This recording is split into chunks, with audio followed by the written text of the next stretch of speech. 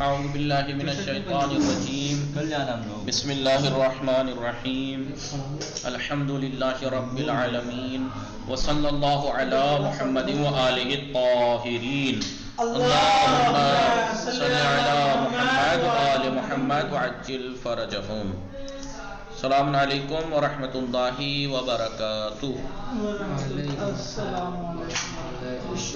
بات چل رہی تھی، بات ہماری مستثنی کی چل رہی تھی۔ مستثنی میں کہاں پہنچی؟ مستثنی کی قسمیں اور اعراب بتایا تھا ہم نے، یہاں تک پڑھ لیا تھا۔ کہاں تک؟ مستثنی باللہ، اگر اس میں مستثنی مفرق کے بارے میں بتایا تھا مستثنی مفرق کسے کہتے ہیں؟ مستثنی مفرق اسے کہتے ہیں کہ جس میں مستثنی منہ کلام میں ذکر نہ ہو۔ تو مستثنی باللہ، اللہ کے ذریعے سے جو مستثنی ہوتا ہے، اگر اس میں مستثنی منہ ذکر نہ ہو، یعنی مستثنی مفرق ہو، مستثنی منہ ذکر نہ ہو، تو مستثنی کو اعراب دیا جائے گا بحسب العوامل، عوامل کے مطابق جی۔ وسمیا مفرغا، اس کو مفرق کہا جاتا ہے اس مستثنی کو، کیوں؟ وہ نام گزاری کی جاتی کیونکہ مستثنی منہ ذکر نہیں، فارغ ہے اس سے۔ والکلام معہ، اور کلام اس کے ساتھ جو ہوتا ہے غیر موجبین، غیر موجب ہوتا ہے، یعنی غیر مثبت ہوتا ہے، غالباً اکثر ایسا ہوتا ہے۔ مثالیں میں نے آپ کو لکھوا دی تھی، بتا دیا تھا آپ کو، دیکھیں ما جاءنی الا زید، ما رأیت الا زیدا، ما سمعت الا من زید، ٹھیک ہے۔ تو اگر مستثنی منہ کلام میں ذکر نہ، اور دیکھیے منفی بھی تھا سب۔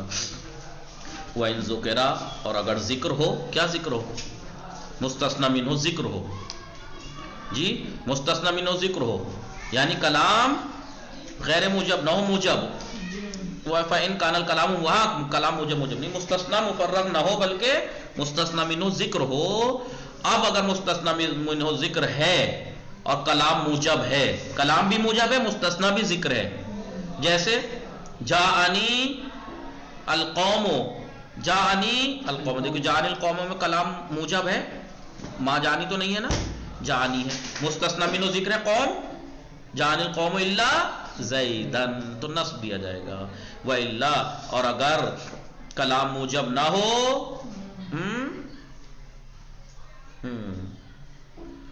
فَإِن كَانَ مُتَّصِلًا، اگر مستثنی متصل ہو، فَالْأَحْسَنُ اتباعُ، احسن یہ ہے کہ آپ اتباع کرائیے۔ جیسے میں نے علی اللفظ کے اوپر یاد ہے میں نے کیا کہا تھا؟ ما جاءنی القوم الا زید، یا دیکھیے قوموں کے لفظ کے اوپر عطف کیجئے، ما رأیت القوم، قوم کے اوپر زیدن کو عطف کیجئے، ایسے اتباع کرائیے۔ جیسے ما فعلوہ، دیکھیے کلام غیر موجب ہے جی، مستثنی منہ ذکر ہے اور قلیل۔ وَإِن تَعَذَّرَ، اگر لفظ پہ اتباع سے معذور ہو تو محل پہ کرائیے، جیسے لا الہ الا اللہ، اللہ کو الہ کے محل پہ عطف کرایا۔ محل اس کا ابتدائیت ہے نا، مبتدا ہونا، بھلے یہاں پہ اس ٹائم مبنی ہے۔ اگر مستثنی متصل ہو تو لفظ پر اتباع۔ وَإِن كَانَ مُنْقَطِعًا، یہ واو کہاں پہ عطف ہو رہا ہے؟ وَإِن كَانَ مُنْقَطِعًا کہاں پہ؟ ان کان متصلاً پہ عطف ہو رہا ہے۔ اور اگر مستثنی منقطع ہو تو فالحجازیون، پچھلی ریکارڈنگ میں دیکھیے گا آپ، اور میں نے لکھوایا تھا، تو حجازی کیا کہتے ہیں؟ واجب ہے نصب دینا۔ کیا کہیں گے آپ؟ جان القوم الا، ما جان القوم الا حمارا، منقطع۔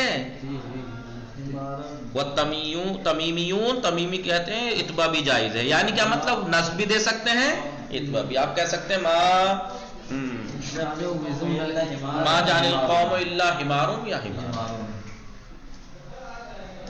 تتمہ، اب یہ مسئلہ یہ ہے کہ اللہ کے مستثنی کی بات چل رہی تھی جو اللہ کے ذریعے سے، لیکن ادات استثناء تو ادا بھی ہے، خلا بھی ہے، حاشا بھی ہے، غیر بھی ہے۔ تتم المستثنی بخلا و ادا و حاشا، وہ مستثنی جسے مستثنی کیا گیا ہو خلا، ادا اور حاشا کے ذریعے سے، ینصب، تو اس مستثنی کو نصب دیا جائے گا، مع فعلیتہا، نصب دیا جائے گا ان کے فعلیت کی بنا پر۔ اگر خلا، ادا اور حاشا کو، فعل بھی تو ہوتے ہیں نا، یہ فعل استثناء بھی ہوتے ہیں، یہ ادات آپ جانتے ہیں، یہ حروف جرمی ہے، باء تا کاف لام واو منظور مز خلا رب حاشا ادا، حروف جر بھی ہیں یہ، اور اگر آپ انہیں فعل مان رہے ہیں تو ظاہر سی بات ہے فعل مانیں گے تو مستثنی کو نصب دیں گے ان کے ذریعے سے. جیسے آپ کہیے جان القوم خلا زیدن، ادا زیدن، حاشا زیدن، وَيَجُرُّ مَعَ حَرَفِيَّتِهَا، اگر اور جر دیا جائے گا مستثنی کو ان کے حرف ہونے کی بنا پر، خلا زیدن، ادا زیدن، حاشا زیدن. وَبِلَيْسَ وَلَا يَكُونُ مَنْصُوبًا عَلَى الْخَبَرِيَّةِ، اور اگر لیسا کے ذریعے سے ادات استثناء لیسا بھی ہے، جان القوم لیسا زیدن، اور لا یکونو بھی لا یکونو زیدن، تو نصب دیا جائے گا منصوب منصوبہ علی الخبریت، وہ مستثنی جو ہوگا اصل میں لیسا کی اور لا یکون کی خبر ہوگی، وہ اور اسم کہاں ہوگا، لیسا زیدن، لیسا زیدن کہہ دیا، اور اسم کا ہے زید، اگر خبر ہے تو اسم کا ہے وہ ہوا ہے اس کے اندر، وہ اسمہا مستتر وجوباً، اس کا اسم مستتر ہوگا وجوبی طور پہ. آپ کہیے جان القوم لیسا زیدن، لیسا تو زید مستثنی ہے لیسا کے ذریعے سے، منصوب کیوں ہے، لیسا کی خبر ہونے کی وجہ سے. اسم کا ہے لیسا کا، کیونکہ لیسا کا اسم مرفوع ہوتا ہے، وہ ضمیر ہے، پوشیدہ ہے، مستتر ہے وجوباً. سمجھ میں آ گیا؟ تو لیسا لا یکون کے ذریعے سے مستثنی منصوب ہوگا خبر ہونے کی وجہ سے. وبما خلا وبما ادا منصوب، ما خلا اور ما ادا کے ذریعے سے. دیکھیے خلا ادا تو اوپر پڑھ لیا، ایک ما ادا ما خلا بھی ہوتا ہے، اس کے ذریعے سے منصوب ہوگا اگر اس سے استثناء کر رہے ہیں. وہ بغیر ہاں، لہذا ما ادا ما خلا کے ذریعے سے، دیکھیے وہاں تو بتا دیا لیسا لا یکون کے ذریعے سے اگر مستثنیٰ ہے تو منصوب ہوگا خبر ہونے کی وجہ سے، لیکن ما ادا ما خلا کی وجہ سے منصوب ہوگا کیوں، مفعول ہونے کی بنا پر.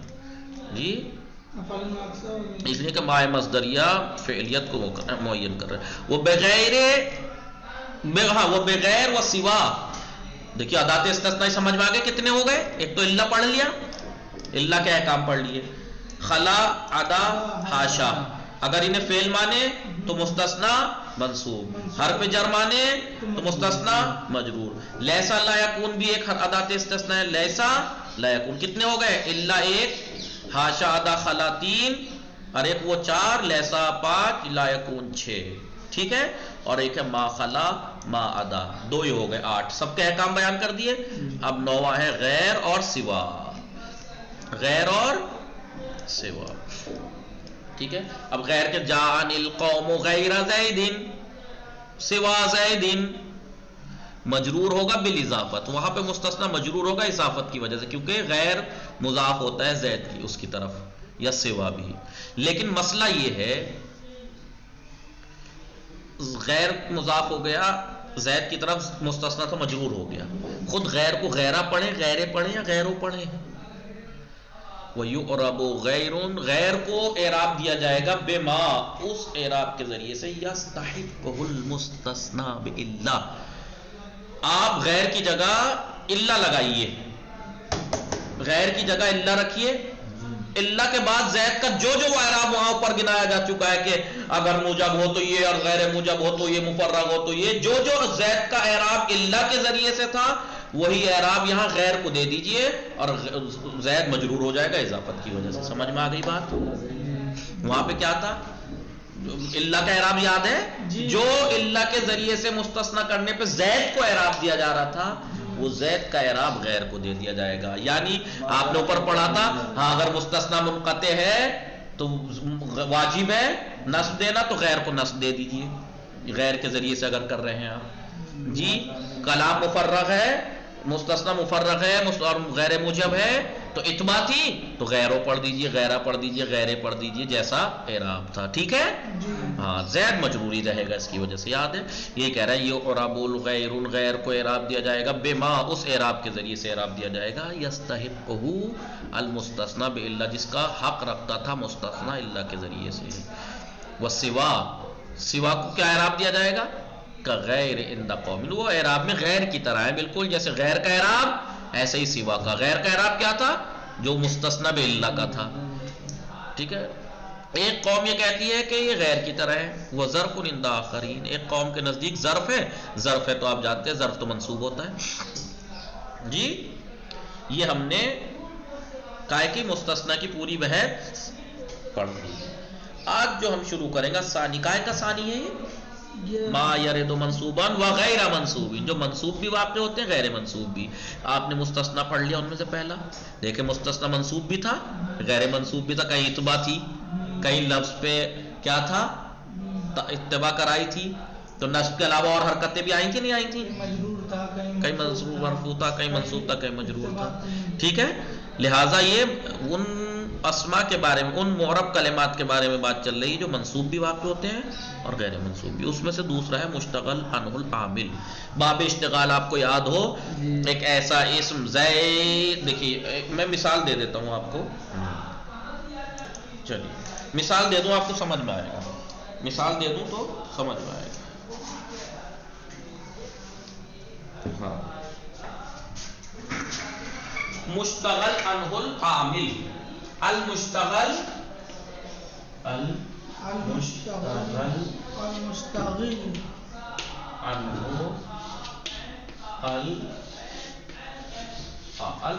عنہ الف لام، جانتے ہیں اس میں فاعل ہے نا المشتغل، یا ٹھیک ہے الف لام موصولہ ہوتا ہے اس پہ جو آتا ہے اس میں فاعل اس میں مفعول پہ. وہ اسم کے جو جس سے ان ہو، وہ اسم ان ہو کی ضمیر کہاں پلٹ رہی ہے الف لام کی طرف، وہ اسم کے جس سے عامل منہ پھیر لے، بے نیاز ہو جائے اس سے، وہ اسم جس سے اس کا عامل اس سے منہ پھیر لے. کب منہ پھیرے گا؟ پسند نہیں. ٹھیک ہے، اب یہ کہہ رہے ہیں، مثال دیکھیے،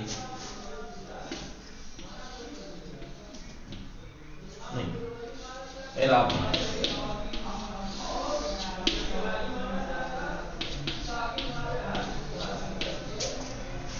زید کو اعراب نہیں کیا میں نے، وہ کیوں؟ کیونکہ یہ کبھی منصوب ہوتا ہے کبھی مرفوع ہوتا ہے. یہ کہہ رہے ہیں کہ المشتغل عنہ العامل، وہ اسم کہ جس سے اس کا عامل، تو زید عامل کا ہے ظرف، اس نے اس سے منہ پھیر لیا، روگردانی کر لی، منہ پھیر لیا، یعنی اس سے بے نیاز ہو گیا. کیوں بے نیاز ہو گیا؟ اس کی ضرورت کیوں نہیں ہے اس عامل کو، اس کی معمول کی کیوں ضرورت نہیں ہے؟ کیونکہ اس نے اس کی ضمیر میں عمل کر دیا ہے. اب ایک فعل ایک ہی جگہ تو عمل کرے گا، اس نے ایک جگہ عمل کر دیا اس اسم کی ضمیر میں جی، تو اب یہ عامل اس سے بے نیاز ہو گیا. کیوں بے نیاز ہو گیا؟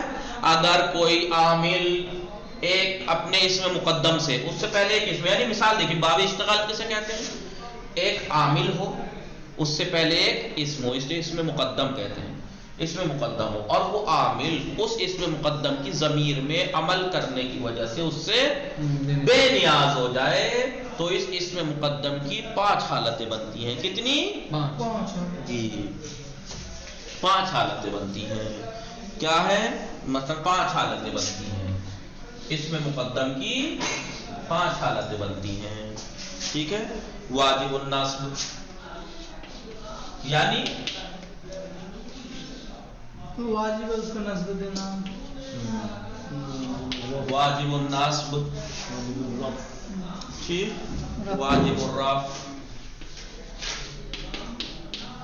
واجب الرفع، نصب دینا واجب ہے، رفع دینا واجب ہے. ہاں، رجحان نصب، رجحان نصب کا کیا مطلب ہے جی؟ رجحان نصب کا کیا مطلب ہے؟ رجحان یعنی رفع نصب دونوں دے سکتے ہیں، لیکن ترجیح نصب دینے کو ہے، نصب دینا زیادہ بہتر ہے. مساوی امران، مساوی برابر ہے، 50-50، نصب دے دو چاہے جر دے دو. اور رجحان رفع اور نصب، یہاں تینوں میں، ان تینوں حالتوں میں رفع اور نصب دونوں دے سکتے ہیں، رفع بھی پڑھ سکتے ہیں نصب بھی پڑھ سکتے ہیں. لیکن فرق یہ ہے کہ یہاں نصب کو ترجیح حاصل ہے، یہاں رفع کو ترجیح حاصل ہے، یہاں 50-50 وہ مساوی امران. ٹھیک ہے، لیکن ان کے اب الگ الگ ہیں. واجب النصب کب ہوگا؟ وہ اسم مقدم کو نصب دینا کب واجب ہے وہ بتائیں گے کب واجب ہے. اسم مقدم کو رفع دینا کب واجب ہے وہ بتائیں گے. رجحان نصب کب ہے بتائیں گے. رجحان رفع کب ہے بتائیں گے. مساوی کب ہے بتائیں گے. ایک ایک کر کے اس کی توضیح دیں گے. فرق اتنا ہے کہ باب اشتغال ہمیشہ زندگی میں بٹھا لیجئے گا. اہم بھی ہے، دوسرا یہ کہ پھنسانے کے لیے لوگ بہت سے سوال کرتے ہیں، اور اکثر امتحان لینے کے لیے بھی ایسی چیزوں سے سوال کیا جاتا ہے. سمجھ میں آ رہا ہے آپ لوگوں کو؟ جی. لہذا باب اشتغال اگر آپ سے پوچھا جائے باب اشتغال کیا ہے تو آپ کیا کہیں گے؟ ایک عامل ہو، اس سے پہلے ایک اسم ہو، اسم مقدم ہو، اور وہ عامل اس اسم مقدم کی ضمیر میں عمل کرنے کی وجہ سے اس سے بے نیاز ہو گیا ہو. اب اسے اس میں عمل نہیں کرنا، تو اب اس میں کون عمل کرے گا؟ 5 صورتیں بنتی ہیں. کبھی نصب دینا واجب ہے، کبھی رفع دینا واجب ہے، کبھی دونوں دے سکتے ہیں، تو اس کی 3 حالتیں بنتی ہیں: 50-50، نصب کو ترجیح اور یا رفع کو ترجیح. سمجھ میں آیا؟ ایک عامل ہو جناب، اور اس سے پہلے ایک اسم. ہاں، یہ کہیے کہ باب اشتغال کسے کہتے ہیں؟ باب اشتغال یا تو ایسے کہیے ایک ایسا اسم ہے جو ایک عامل سے پہلے آئے اور وہ عامل اس اسم مقدم کی ضمیر میں عمل کرنے کی وجہ سے اس اسم مقدم سے بے نیاز ہو گیا ہو، مستغنی ہو گیا ہو. ابھی ضرب تو اب اس طریقے سے کہ اگر یہ ضمیر نہ ہوتی تو اس میں عمل کون کرتا؟ تو کرتا. اب کیوں نہیں کر رہا؟ کیونکہ وہ اس کی ضمیر میں عمل کرنے کی وجہ سے اس سے بے نیاز ہو گیا. سمجھ میں آ گیا باب اشتغال؟ زندگی میں یاد رکھنا، اٹھتے بیٹھتے سوتے جاگتے یاد رہنا چاہیے. یہی باب اشتغال کسے کہتے ہیں؟ باب اشتغال المشتغل عنہ العامل. باب اشتغال یعنی المشتغل عنہ العامل، ایک ایسا اسم جس سے اس کا عامل نے منہ پھیر لیا ہو، بے نیاز ہو گیا ہو اس سے. یعنی ایک اسم ہوتا ہے مقدم، اس کے بعد ایک عامل ہوتا ہے، وہ عامل اس اسم مقدم سے بے نیاز ہو جاتا ہے اس کی ضمیر میں عمل کرنے کی بنا پر. یہ ہے باب اشتغال، تعریف اس کی. اب آپ سے حکم پوچھے تو بتائیے گا کہ کبھی واجب النصب ہوتا ہے، کبھی واجب الرفع، کبھی نصب کو رجحان، کبھی رفع کو رجحان، کبھی 50-50 ہوتا ہے. چاہے نصب دے دو چاہے. اس کے الگ الگ موارد ہیں کہ کب نصب دینا واجب ہے، کب رفع دینا واجب ہے، اور کب دونوں دے سکتے ہیں. ٹھیک ہے؟ ہاں انشاءاللہ. آئیے مٹا دوں. چلیں انشاءاللہ کل اس کی باقاعدہ، کل یعنی جب بھی درسی کل کو انشاءاللہ اس کی توضیح دیں گے. سمجھ میں آیا اسد صحیح صاحب باب اشتغال کی تعریف؟ اسد سعید صاحب باب اشتغال کی تعریف سمجھ میں آئی؟ دیکھیے الثانی، دیکھیے الثانی المشتغل عنہ العامل. الف لام موصول ہے. مشتغل تھوڑی مشتغل پڑھیے گا، مشتغل اس میں فاعل پڑھیے. وہ اسم الف لام موصول ہے، وہ اسم کہ جس سے منہ پھیر لیا ہو، عنہ اس سے، العامل ہو کہ عامل نے اس سے منہ پھیر لیا ہو. اذا اشتغل عامل، جب ایک عامل مشغول ہو جائے، ایک اسم سے بے نیاز ہو جائے، اسم مقدم سے بے نیاز ہو جائے، بے نصب ضمیر ہی، اس اسم مقدم کی ضمیر کو نصب دینے کی وجہ سے، یا اس اسم کی ضمیر یا اس کے متعلق کی ضمیر، جی جو اس سے متعلق چیزیں ہیں، غلام ہے اس کا، اس کے کپڑے ہیں یا جو بھی ہے. کان لذالک الاسم، تو اس اسم کے لیے یعنی اس اسم مقدم کے لیے 5 حالات، 5 حالتیں بنتی ہیں. وہ میں نے آپ کو بتائی، انشاءاللہ باقی کل پڑھیں گے. وصلی اللہ علی محمد وآلہ الطاہرین. اللہم صلی علی محمد وآل محمد وعجل